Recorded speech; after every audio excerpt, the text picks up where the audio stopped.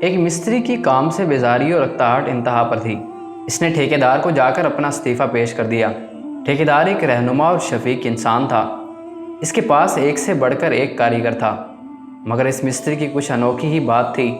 یہ مستری کام سے لگن اور محنت میں قابل رشک تھا، مگر ایک دن یہ بھی داغ مارکت دے جائے گا، اس کے بارے میں ٹھیکیدار نے کبھی سوچا نہ تھا۔ ٹھیکیدار نے استعفیٰ لیتے ہوئے مستری سے کہا، جاتے جاتے ایک آخری مکان اپنے ہاتھ سے بنا کر دے جاؤ تو میں یہ استعفیٰ قبول کر لیتا ہوں۔ مکان کی بے تکی بناوٹ، اگڑے پلستر، کھٹے پٹے رنگ و روغن اور دروازے کھڑکیوں کے شکستہ کل پرزوں کی ایک ایک زاویے سے مستری کی اکتاہٹ دکھائی دیتی تھی۔ صاف لگتا تھا کہ اس نے یہ کام فرض سمجھ کر نہیں، جان چھڑوانے کے لیے وبال سمجھ کر کیا ہے۔ مکان کیا تھا کہ گویا چند برساتوں کی مار تھا۔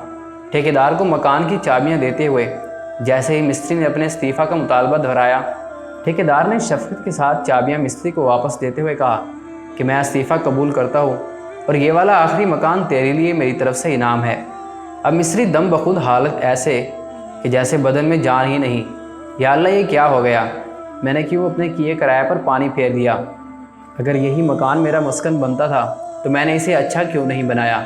کاش کہ میں ایسا نہ کرتا، مگر اب صرف پچھتاوا تھا اور وقت گزر چکا تھا۔ کچھ ایسے ہی مثال ہماری زندگی میں کیے گئے اعمال اور خاص طور پر نماز کی ہوتی ہے، جس سے اللہ رب العزت تو بے نیاز ہے۔ انہی پر ہی ہماری عاقبت اور آخرت کا دار و مدار ہوتا ہے، مگر ہم ہیں کہ جان چھڑا لیا کرتے ہیں۔ کاش اس وقت سے پہلے ہمیں یہ بات سمجھ آ جائے کہ جب ہمارے پاس صرف ندامت، شرمندگی اور پچھتاوا ہوگا